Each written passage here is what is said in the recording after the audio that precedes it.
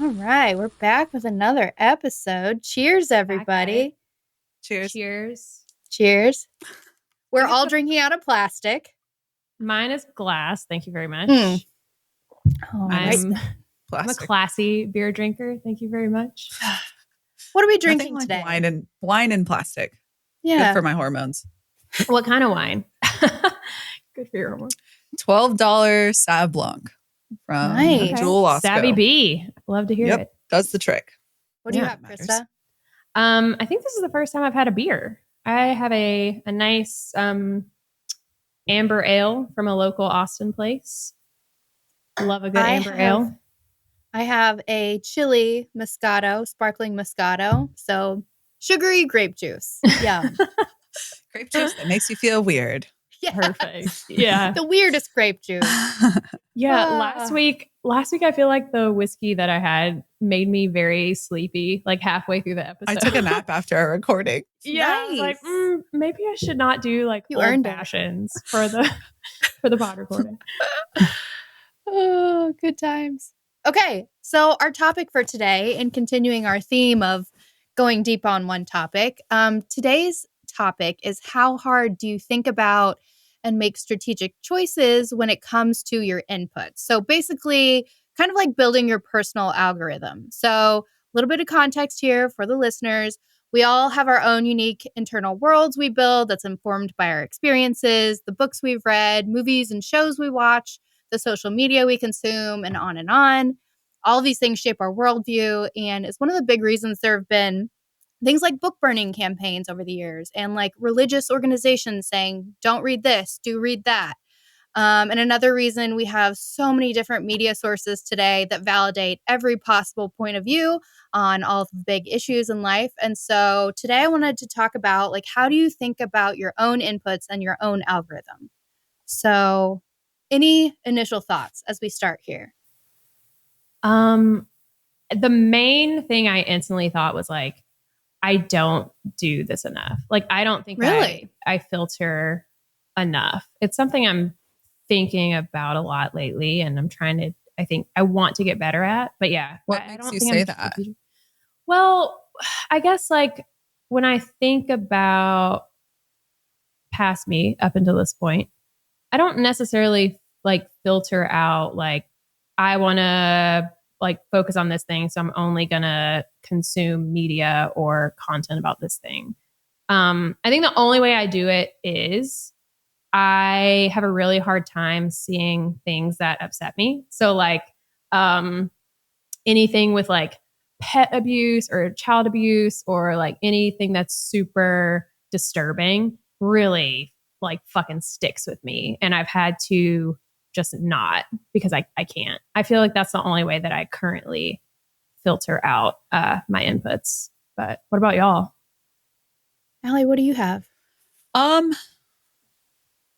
Yeah, I think it depends on like the desired outcome. So definitely filter out things that make me feel uncomfortable. I have like, I don't know if I have technically a photographic memory, but when I see things, like they stick with me.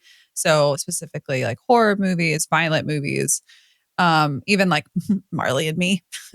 Can't. Yes. Yeah. Yeah. I can read that. I can read, but like I Interesting. love Stephen King, Gillian Flynn, who wrote Gone Girl. She's got some other like pretty twisted books, and I don't like love them, but like they don't Mhm. bother me in the same sense. I think I'm becoming a little bit more intentional about my inputs as I get older, depending on like desired outcomes. So the last couple of years, been pretty overwhelmed with work, have found it hard to balance out my time for exercise or other types of self-care. So I think I've learned if I could strategically curate how I spend my free time and surround myself with people and media, even like down to following certain people on Instagram, I find myself even subconsciously like gearing myself towards those goals. But it's been like a learning I've had about myself and how I respond to kind of subconscious media and inputs like that. But I think, like you said, Krista, I think I could do better. Yeah, Yeah. that's kind of why I wanted to have this conversation today is because like the more you are thinking about it and the more you're being mindful about it, kind of the more strategic you can be because it's one of those things that's really easy to let slide because life is busy and you're busy with work and family and all of the things. And this is just one of those things where you just kind of operate from an autopilot place. So I have some more specific questions that I think will help us get a little bit deeper on this. And the first thing I want to ask, Krista, this is pointed at you. Oh my Where does God. what where does watching reality TV fit into this? So how do you cost benefit analyze this like junk food style content that you're consuming? And I will say this is not to throw shade on like reality TV, but I think it's important to like I wanted to talk about it. Like how do you decide, okay, I feel like I'm watching too much of this. I feel like I could use a little more. How do you think about that? Okay. First of all, how dare you? Um, Shots fired. This whole episode is attack Krista's media preferences. Classic. Yes. Classic. Aren't they all? Aren't they all? No, I mean, this is honestly something that I have been thinking about. I think sometimes I, as a person, struggle with defaulting to comfort. So, like, at the end of the day, when my brain is mush from work or whatever else I've been doing, theoretically, I would love to go read a really interesting book or, look up really interesting articles or whatever. But it's like, I just can't. Like, I just don't have the bandwidth or the energy. And so that is just a very easy way for me to like zone out. And I think with reality TV specifically, there are some instances where some of those just hit like the zeitgeist in a really interesting way. Like I feel like some of them just become these these moments where like everybody's talking about this one reality show. And Vanderpump Rules, probably. yeah, like that exact thing. And then it's like, okay, no, now this is interesting because now it's like consuming this gives me things to talk about with literally anybody. And we're all joking about it. We're all talking about it. We all know what it is, but it's like a bonding thing. Okay. So I do like that about reality. I would like to get better just in general about not always defaulting to comfort, which can lead to just laziness. That's another term, I think. But yeah, I think that is kind of where I'm at. Like it's comforting, sometimes it's fun, but I probably would like to change it up a bit. We're not judging you, by the way. This is a safe place. It is. I mean, I of course watch garbage TV from time to time. I just again, I wanted to talk about like how do you think about, oh my gosh, I think I've been doing this too much or I could use more of this. Sometimes after a super long day, you need more. What do you think, Allie? I've always felt like I'm kind of been an outsider because I just genuinely don't enjoy a lot of reality TV. Like I remember all my friends like Monday nights, The Bachelor, Bachelorette, and I'm like, this doesn't interest me. Like I genuinely just don't have, I don't know, maybe there's something wrong with me. But it's just like, but I have my own types of junk food, like those super dumb, like book talk, smutty books that are basically the written equivalent. Well, I don't want to call rewatching sitcoms junk food, but it's the same type of just like those default comfort zones that you fall into when you're like, I don't want to think. That to me is what like junk food is in terms of media, and it manifests differently for people. I will say I love Love Island and Love Island UK just came out, and I actually have been waiting to watch it because I'm like, I know this is going to reroute how I think about myself, how I think about plastic surgery, how I think about the way that I dress, because these women look pristine every fucking day. Interesting. And it's going to affect me and my thought process. So and I hadn't been this aware in previous years. I'm like, oh, cool, a show that I can watch that I don't have to think about life. But this year I'm like, I can wait on this until, I don't know. I'm going to watch it. I don't know what's going to make me feel like I can. But I think the last couple of weeks, I've definitely felt myself like my confidence level's been a little bit low. And I think I've Hmm. been more aware of that than I ever have. And I think that's one way I might be strategically approaching my inputs. But I mean, there's other like reality TV as a genre. I don't think there's anything wrong with it. I love shows like No Reservations, like Anthony Bourdain's old show, Mm-hmm. stuff like that, which we'll get to the question of like widening our inputs and widening our mindset. And I think that's where Yeah. different types of reality TV can plug in. For sure. But in terms of junk food, I think everyone has their own flavor. Yeah, for sure. Yeah. What's Absolutely. yours, Kaylee? I am not a big TV watcher. I am really struggling. I haven't had cable for years. And so I know that a lot of these shows are available on streaming, but I've been really defaulting to the comfort rewatch of just rewatching shows that I've already seen. I did watch season 1 of Love Island. And what I will say about shows like that is what a fascinating study from like an anthropological point of view. So yes, that's what I'll say. amazing. And I'll go on my soapbox about Love Island. And I don't have a full data set. I've seen some Bachelor, Bachelorette, never seen Vanderpump Rules, et cetera, et cetera. I never watched Kardashians, all that stuff. But Love Island seems like the most real of all the reality shows. Interesting. Like if you really like everything's real, but everyone knows it's scripted. But Love Island is just it's almost like an experiment, which like they're not guinea pigs, like they know what they're getting themselves into, but there's a lot going on. It's very intriguing. Yeah.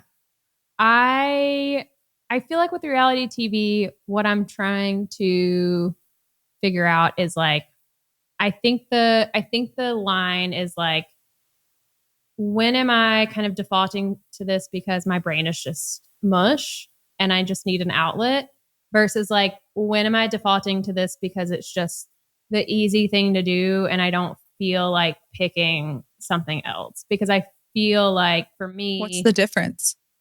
Well, for me it's like it's almost like scrolling your phone. Like if I am scrolling with a purpose or like looking at something I'm very like actually interested in the moment, that's fine. I'm getting something out of that. But I do think there are moments when I'm just on autopilot and I'm scrolling. I'm not even really taking in what I'm seeing. It's just a habit. I think it's the same with TV. I think like sometimes I'm getting something out of those shows, whether it's because it's like talking points with other people or it's fun versus just when it's like, I don't know, I just want noise on in the background. So I'm just going to put this on. And instead, like, I could put on an audiobook or, you know, something else that I would get something out of. Yeah, it's kind of hard to act on in the moment though. Yeah, I think the audiobook thing for me was like, oh, right, that's what I do. I don't default to watching a show, but I will default to like, let me put an audiobook on or a podcast or something like that. And sometimes it is junk food. Sometimes it's just like pop culture news, whatever, just to help me, I don't know, unplug and think differently after being working for however many hours. So we talked about junk food. Let's next talk about how do you kind of stretch your algorithm? How do you bring in new perspectives, voices, cultures, so you have kind of a better worldview, more well-rounded? What are the things that you do or that you'd like to do more of, maybe, if you're not doing a good job? I actually think this is where I have room for improvement. I think like over the past couple of years, and this calls back to the whole what is real. I guess both of the last episodes, like what is real and then who are we, kind of existential questions that we've tackled. Really, yeah. I think the name of the game for me the last 1 to 2 years has been really like trimming the fat and getting back in touch with like what do I actually want to do? Like how do I want to spend my time and versus the things I've been doing and consuming and reading and watching and listening to that I feel like I should be doing, like just based on recommendations with like where my career is at or people I look up to who have recommended things. And I'm like, if it wasn't for this influence, would I have otherwise been interested in this? Probably not. Not that they're inherently bad suggestions, just doesn't really appeal to me individually. So I think like recently I've been more getting back to basics on like, is this something I care about? Because I think we're at this age and this stage and there's so much noise that like if you just don't have a genuine interest in watching, reading, listening to something, it's not going to be enjoyable, probably not going to stay through, probably going to be a like DNF, did not finish. I am not a news person. Never will be. Won't apologize for it. Um, It's depressing. I do think I need some sort of current event input in my life because it's actually embarrassing how little I know about stuff that's going on as like a voting age adult. Um, Otherwise, I don't know. I know I need to be better. I'm not against stretching my worldview. I'm not against like reading and watching things that I don't agree with or I don't understand. I think I've just been doing so much of what I don't really want to do for so long. Um, I don't know. We'll see. What do you What guys about think? you, Krista? Sorry, I was coughing on mute over It's here. that amber ale. Careful over there. Getcha. Yeah. I could probably also be better at this, but honestly, for me, this looks like very intentionally following people on social media who are talking about whatever it is that I'm interested in at the moment. So, I feel like I've been on this kick for a while of, like really learning how to listen to myself, and everything that comes with. And so I feel like something I've tried to do is either read books that kind of hit on that or just like follow people who talk about that stuff. Even if it's simple things like quotes from books that hit on that subject that maybe I've never read. But yeah, I mean, I think that's a very simple way to do that. So I try to at least do that. But yeah, I feel like I could always read more. And then outside of that, it's like, what even is there? Like meeting new people, I guess. Like how do Yeah. y'all think about it? Yeah. Yeah. I think it could be like volunteering with different organizations and like getting exposure to cultures outside of your own. So we'll talk about travel as this is a piece of it in a little bit, but like I don't know, like trying a new exercise class and like Yeah. just like going to an event and trying to like it's really a matter of like putting yourself out there and then not only just like going but then starting a conversation with somebody, which is so hard. And this is very top of mind for me right now because what I'm finding is I'm like trying to navigate the world and like living in a new place is that everybody is so locked onto their phones. So, like, even in an elevator, there's no small talk because everybody's just looking at their phone and avoiding eye contact. And it makes it really hard Yeah. to start a conversation because it's kind of the do not disturb sign that we're all broadcasting to each other. So I think a lot of it is like intentionality as far as like exposing yourself to opportunities for that, but also even just like listening to Armchair Expert has been great for me just because they have such a great mix of like experts and celebrities and really smart people on there talking about a lot of different things. I feel like it's been a nice news substitute. I also really love CBS Sunday Morning because they have all these great human interest stories. They're short form. It's like feel good news. I never got into the John Krasinski, like Good News Today or whatever that was, but I feel like versions of that where you get little blips of stories in short form because I think that's another thing too is that attention spans are so short. So it has to be Yeah. realistic as far as do you have the mental bandwidth to take in this information? And I think Yeah. short form is very much the way to go. I can't believe I forgot about Armchair as a way to Yeah, it's a consume good one. information. It's all I do. It's your It's all I go-to. do. It's a good one. Yeah. It is a little bit like, especially the Thursday episodes is where they have like professors and doctors and psychologists and stuff. And that is like such a good way to learn about interesting new topics that might widen kind of your perspectives. So, how do you think travel plays into this? Because obviously, travel is one of the best things you can do to expand your personal algorithm. It exposes you to new cultures, new food, new sites. Have you had any experiences where you've traveled somewhere and you came home and you felt like, wow, like this has fundamentally changed who I am and I have a new perspective that I didn't have before? Allie, were you about to say something? I was going to I make mean, it up as I I went. think this is every time I go to New York for me. And it's really hard to pinpoint why, other than you're just exposed to so much culture and so many different like types of inputs all the time because you're just walking around and you're just like trying all these different foods. You're like in all these different types of spaces, museums. Like the diversity there is insane. So yeah, I feel like anytime I go to New York, I'm just like, my brain is so like sparkly and on fire. And it's just, yeah, but it's hard to really pinpoint why.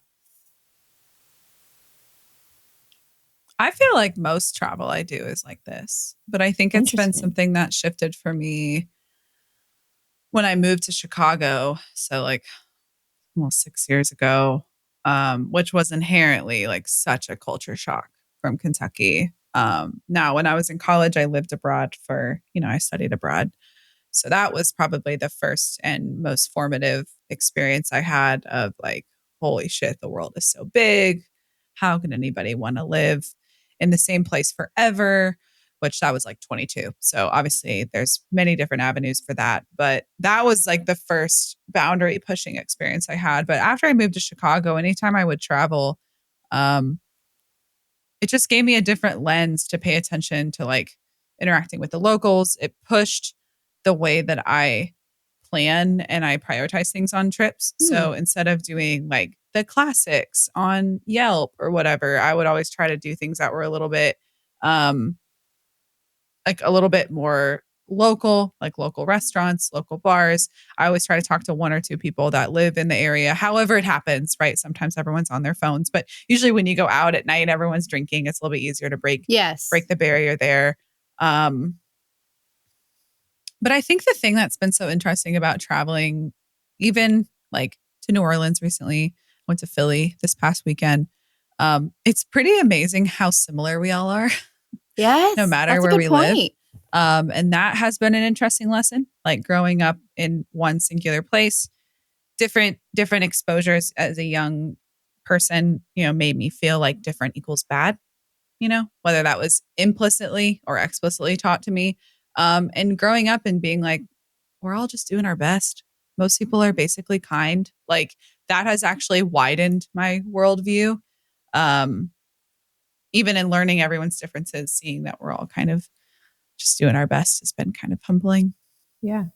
I love that you called out like going to a restaurant at nighttime and drinking with people because that is truly the unifier. It's Like like the that's where you connective get tissue. it really is Yeah. because people Yeah. loosen up and they're more open. Ugh, That can be really magical. That can be Yeah. really it nice. is. It is. I think the other thing for me is like traveling and staying in an Airbnb or some sort of rental where you're in a neighborhood and you are there for a couple of days and it's not a hotel. I feel like being in a neighborhood and being either in a shared space with somebody or being in somebody's home that they're using as a rental, I feel like that gives you an opportunity to really see how other people live and that can be really kind of transformative. For me, like I did study abroad and lived in Germany for 3 weeks when I was in high school. And for me, that was a very informative experience because they live with so much less. And even like there wasn't a lot of hot water in the shower. It just makes you realize, number one, how privileged and lucky we are in the United States to have all the amenities and luxuries. But also, it's a reminder that it's not really necessary. You don't have to have all of those things to have a good life. Yeah. Um, and they like shut all the lights off when they left a room. And we're just very much more environmentally conscious, I think. Yeah. And I think that that's a lot of Europe in general. It's like they have smaller refrigerators. They don't buy stuff in bulk. They go to the market to get fresh stuff to make for dinner. Oh, Like yeah. it's very different and it Yeah. reminds you can do that. It's nice. I actually was like, so my dad just hiked the Camino de Santiago in Spain, about 600 miles. He did So cool. over the past So Jesus. cool. 5 weeks. That's wild. He just finished it yesterday. Whoa. Amazing. And he turned 60 this year. And I was asking him, I mean, obviously we've had like brief conversations now and again, but he was like, I've met the most incredible people. Like the whole experience is all about like self-reflection. You're walking, I think he averaged like 13 miles a day. Ooh. So obviously it's like you in your brain, but then at night you're eating, drinking, sleeping. So it's all about the connections, all about the relationships. And I feel like in America, I was thinking back to like COVID and how it really hit us socially. But I really only heard most of the negative chatter about COVID be about like the economy, which is super important, right? But like it really hit our economy, et cetera, et cetera.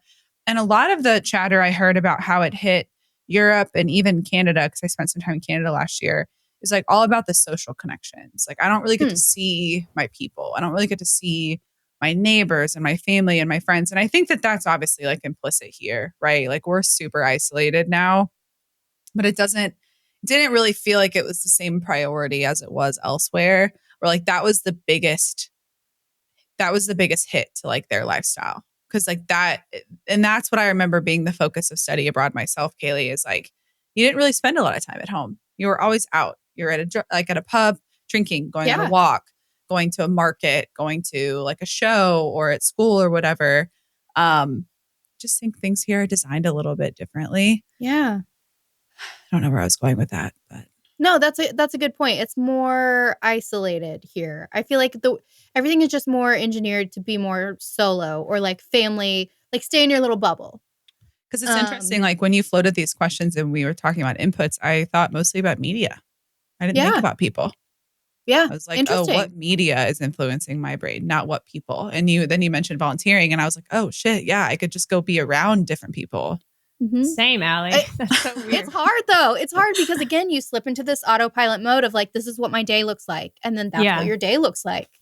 Yeah. So even having a conversation like this that makes you think, oh, maybe I should mix it up a little bit. I think it's a good reminder.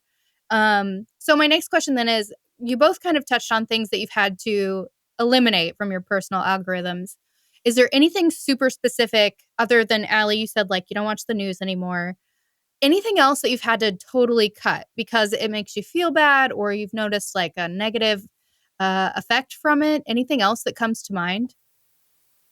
So something that I had to do a few years ago, I used to have like an old Twitter account that I had had since college.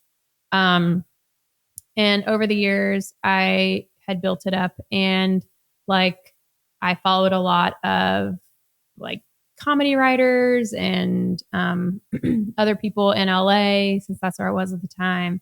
And there was something weird that happened after Donald Trump got elected president in 2016, like after that whole election cycle, um, where my entire feed was just so negative and so like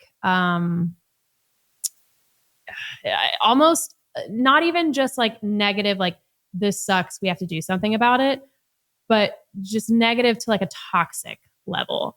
And it was really hard to, because I'm on Twitter a lot. It's like where I get my news, where I like interact with people, make friends. And it was very hard to be in that day after day, especially when like nobody was actually doing anything about it. Everybody was just kind of like, wallowing in all of the toxicity. Um, and it was not great. And so I ended up actually like deleting that entire Twitter account because it just felt so overwhelming to be like, okay, what am I going to do? Unfollow like 900 people? Like, what do I do? Yeah. But it was like affecting like I don't know, my day and how I talked with people there, and I hated it.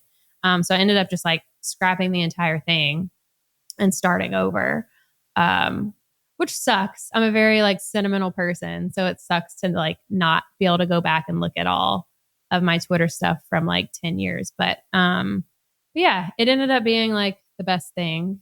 Um, that's like the most specific example I can think of, I think. What about you, Allie? um, I removed LinkedIn from my phone, which was It's a really good one. important. I don't read nonfiction slash like business related books or That's a good blogs or one. whatever. Um, and anything that is like inherently relevant to work, I don't do on the weekends. Um, it's just not relaxing to me. And I Do just you don't okay, get I the have to same ask you, utility. do you get the feeling when you read those books like, "Oh shit, I should be doing so much more," and so it Yeah. creates this anxiety? Because that's Yeah. why I can't read them. Yeah. I mean, I've never been into like business books. To me, it's like you could say this in 5 paragraphs. But there are a couple books that are like somewhere down the middle that are intriguing and interesting, but aren't like basic business shit. I still keep those to weekdays. Yeah. Um, That's smart. I think I've definitely curated like my inbox a little bit better with like newsletters that I subscribe to. And this also pertains to shopping. So, like, I'm definitely a sucker for like online shopping. And I realized after a while I was following, like, I don't follow like any influencers on Instagram. Um, Either they make me feel bad about myself unintentionally. They're probably great people. Or they're just selling me shit and they're really good at it. Mm-hmm. And I'm like, yeah, quick jaunt over to Amazon. I can get this. So Yeah. I Ooh. started to like disconnect from all of that. And it's fine. You know, it's just so crazy how subconsciously you can get sucked into that stuff. And the same Yeah. goes for like email newsletters too, for different stores or like discounts and stuff. It's just when, you know, Krista, you're saying you get into this like comfort zone where your brain is a little bit less effective and you're just on autopilot. It's like the same kind of vibe when you're driving home from somewhere and you're like, "Oh, how did I get here?" Like, I don't Uh, remember the drive home. It's that same kind of feeling, but you're interacting with like media. Um, it's easy to be affected by that stuff. And I frankly think some people bank on that. And Yeah. I'm like in my conscious, like my brain is on moments. I want to do the best I can to protect the moments where my brain is off. Um, so that's a couple changes I've made to who I'm exposed to on the reg. that's a good one. I I think What another about big you? one for me has been like mom or parenting content. I can't imagine how Yeah. inundated you are. I am fucking inundated with stuff. And I'm like, I Really? feel bad about myself as a woman and I don't even have a kid. Like, Yeah. I Wow. can't imagine, like, it's insane. Yeah. I mean, it's just like a lot of mommy blogger types who the overall message is like, my kid is like my whole life. I had no reason to live before this. Oh, God. Like I hate work now because I just want to be with my kid all the time. And I'm sure a lot of people feel that way and that's totally valid.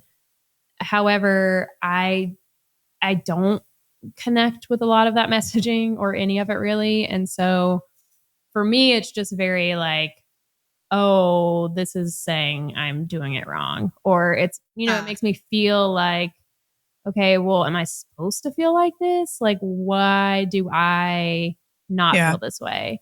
And it mostly like doesn't affect me too much. Like, I don't spiral too much about it, but I definitely try not to consume it a lot because I just don't connect with it. A and B, it just like don't don't tell me how to feel. I don't know, like don't tell me how to Oh, it affects be me a and I don't even parent. have a kid, Krista. Yeah. Like, Ugh. I Yeah. can't, because I think, like, why you took some time to post this? Like, what's Yeah. the Yeah. underlying message? Like, there's got to be more to it than just like, I'm proud. Right? Yeah. Yeah. It's a lot. I It's mean, that's like I feel like that could be an entire episode in and of itself, but that's definitely an area where I try to control kind of my inputs, whether they be media or whether they be like in real life, honestly. Yeah. But yeah. I wish I had something else to contribute to this question, but I don't. I feel like mine are like, I don't watch scary movies because those images sear into my brain, just like you guys said. It's the same thing. I can't unsee them. So when I close my eyes at night, I'm like, ah, oh my God, it's right there. Yeah. And then the news. So I had the news on the other morning because it was like a free channel that was included on the TV. And I was just like, oh my God, this is a real time feed of every horrible thing that's happening in the world.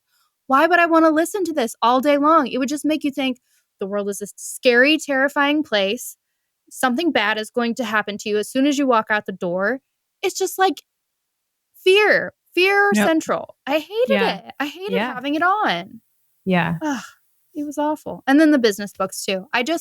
Every time I pick one up with the best intentions, I sit down and I start reading it and I'm like, I have so much stress now because I feel like there's so many things I could be doing that I should be doing that I'm not. I start beating myself up about it and I just Mm, feel shitty at the end of it. I've yeah. learned something, but I also feel bad about myself. Yeah. That's why I'm barely on LinkedIn anymore. It sucks. Yeah. Isn't it crazy though? I feel like Allie, you were spot on when you said earlier when you're talking about shopping that they like bank on you, like they bank on you feeling that way. Like they're Yeah. trying to make us feel shitty so that we buy their Yeah. stuff. Like, Yeah. isn't that so bizarre to think about? Who is it that there's so much in our life that we take for not granted, that's not the right word. Well, I guess in a sense it is. Like so many things that have been labeled normal, typical, common, required, recommended, etc. that literally are like not. And people are like, you need to clean your house once a week. Like that's science recommends that. It's and science. therefore you need these 17 items that only I can sell you on my Amazon page. Go Yeah. to this. And I'm like, yeah, of course I need this fucking thing. Then you like, it's part of your mindless scroll where you're Yeah. like, I don't want to do this, but I can't stop my thumb, Yeah. And then you go later, you're like, well, your husband's like, hey, Allie, what's this $200 charge on the credit card? And you're like, shit, we didn't need that. Yeah, that was like a couple months for me over the winter because I wasn't feeling great about myself. And now I'm like, okay, got to go to the source. The source is these influencers. Gone. They're gone. Like I'm going to cut them out. And I've actually Problem solved. been better about that now. But yes, Krista, they definitely bank on this like shoulda, coulda, woulda. Like I'm so sensitive to that language of like you should or you could have done this or if only like you could or would this. It applies to the mommy stuff too. Again, don't even have a little one and I still feel affected by it. Yeah. I mean, it's hard not to. It's hard not to. So I feel like social media has been a big part of this conversation. Are there any other things, again, like the social algorithm is very much engineered to make us feel all the feelings and buy all the things. And we've talked a lot about it already. But are there any other things that you've done that you feel like have helped improve your personal algorithm when it comes to the social media algorithm? Have you implemented like time limits on different apps? Or I know we've talked about strategic unfollowing. Taking LinkedIn off your phone. Anything else you've done that you feel like, oh my gosh, this made me feel so much better? I took Facebook off my phone. I really only have it because like I have family on there and sometimes I sell stuff on Facebook. Yeah, it's good for that. The same approach to the strategic unfollowing. I've actually figured out that strategic following is really like a true thing too. So most of my following is like people that I know and love, therapists and like good one, coaches and like personal trainers because I'm lifting a lot now. And I find that like if I'm going to doom scroll, the majority of my feed like could be about lifting and your form and how to structure your workouts. And then after 20 minutes, I'm like, I need to go to the gym. I'm kind of like hacking like my own influence. So that's something I found that works. Yeah. It's a good one. I think that's my exact answer too. So like more of the strategic following and interacting. Like if I see something that I'm like, I need more of this in my feed, I don't even necessarily follow them. I just like it or save it. And then it's like, okay, well, my algorithm's going to immediately start serving me similar content. I think that's kind of my strategy behind that more than like unfollowing or removing apps. Yeah. I've tried the time limit thing. I always just end up tapping through and adding more time. So it's pointless. It's super pointless. I did take my primary email off my phone though. And that's been a big game changer as far as I was checking it all the time, like obsessively checking it every 5 minutes. I should do that. I still have one on there because you often need an email account for verification or whatever. But taking the primary inbox off of there was a massive improvement. And so that's the only thing. And then kind of like what you guys said, just like being thoughtful about who I'm following and what I'm interacting with because I know that it'll inform future content. But also just like at a certain point of the night, just being like, okay, time to put the phone down. I'm going to read an actual book Yeah. for 10 minutes before I go to bed. That's I what feel I like need it to be helps better slow at. me down. Yeah. Don't I they will say like no screens at least an hour before sleep? Yeah. I definitely don't do that. Don't do It's that. not a full hour, I but will I say try to like put it down. Something I have done, which has been extremely helpful. Well, sort of. But I don't get any notifications from social media apps. So like Slack, nothing pops up on my phone unless I check it. Instagram, nothing pops up unless I check it. And then Twitter, I get some notifications, but like I really try to limit the like shit that pops up prompting me. I still check all those things like a lot more than I should, but it's so helpful to not look at my phone and see 1 million notifications. Yeah. That's stressful. Especially Slack. Like, don't know, because I already check it enough after work hours and on the weekends and stuff. Just habit. Do you ever find your thumb like going there and you're like, oh shit. Slack. Yeah. Why is this one of my go-to apps now? Yes. Like, why? Exactly. It's bad. Yeah. Okay. So that's all the questions we had on this topic, but I want to hear, what are you reading, watching, or loving right now? What is your one thing that you're like, people need to know about this thing? Oh, I'm at the end of season 8 of Himium. Ooh, I'm on season 3 now. I'm making my way through. Have you got to the finale of that season yet? No, the episode where the episode where Robin writes that big paragraph on the wall for Marshall to like fuck with him and get stuck in the bathroom stall, and then it ends up being Ted just like kind of alone. And then he runs to the door and he's like, in 45 days. Always makes me cry. One of the best episodes. That was the last that we watched that last night. Okay. Nothing. I'm rewatching, Kaylee. Always. Okay. Because after Himium, I get it. Austin promised we're watching New Girl. New Girl round 9 for me. There you on go. Deck. That's great. What about you, Krista? What do you got? Any recommendations this week? Oh man. I've started reading a book. I haven't made much progress, but it's about biology and is it's almost a textbook. It's very massive.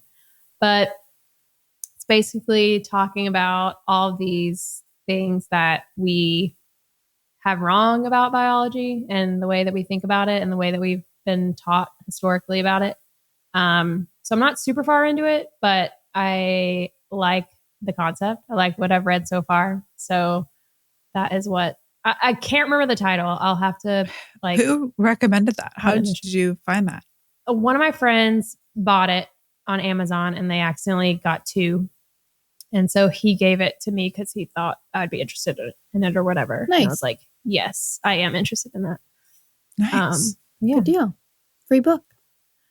I am working through Eric Larson's latest book right now. It's about the Civil War.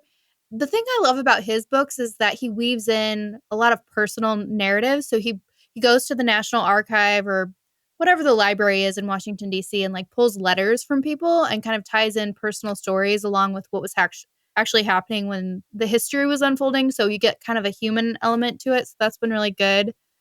Other than that, I'm just working on How I Met Your Mother. I'm on season 3. I think I'm on episode 5 or 6. What just happened? The most recent one was Lily's credit card debt.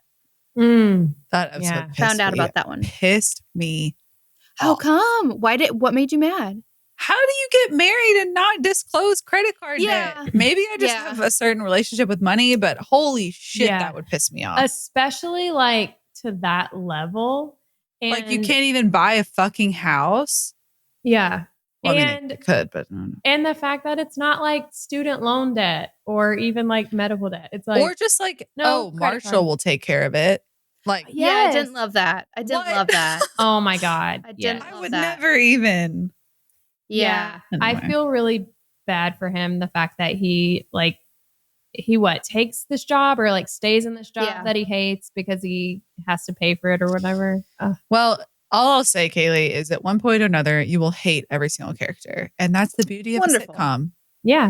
Wonderful. You'll hate them and you'll love them. It's all Yep. good. Yeah. It'll come back around. It's part of the journey. Yeah. Part of the journey. How are you feeling about the show right now in season 3? Season 3 is markedly better than seasons 1 and 2. Seasons 1 and 2, I was having a hard time like getting in touch with the characters, but it seems like now they know who they are, which is true of most shows. The first couple seasons are always people are feeling stuff out, but like the characters are who they are, and now it feels more like a Friends type of dynamic where it's so much easier to watch. And like the credit card debt angle, I was just like, oh, this is so traditional sitcom of like, here's the storyline for the episode. So I didn't even take it as like, this is a real thing. I took it as like, here's the kooky thing for the episode, you know? I didn't even take it as like, this is a real situation. I was just like, this is the premise. Because every time those it's are my friends, Kaylee. That's a real. I get it. I'm if just this beginning doesn't this speak journey. to like my brain when it comes to these shows, holy moly. Yeah. Yeah. It's good though. I'm liking it. Do you have a favorite character so far? Not yet. Not yet. I feel like Kimium is hard to pick a favorite. I truly feel like they all serve a very specific purpose. Yes. And like I said, at one point or another, like they are awesome and they're awful. Yeah. I think that's the mark of a good ensemble. Like I think a good ensemble, it's really hard to pick. It's really hard to pick. I agree. Yeah. But I am, Allie, you're making me want to go back and rewatch the finale of season 8 because it's don't say anything. I'm not going to say anything. I'm only going to say it's one of the best endings to a TV episode that I've ever seen in my life. You can't stop smiling just talking about it. It's got to be good. All right. That's it. All right. Well, that's all we got for today. So thanks for joining us. I got nothing empty left. plastic wine glass right here. Yeah. All right. That's it. Bye. Bye. Bye.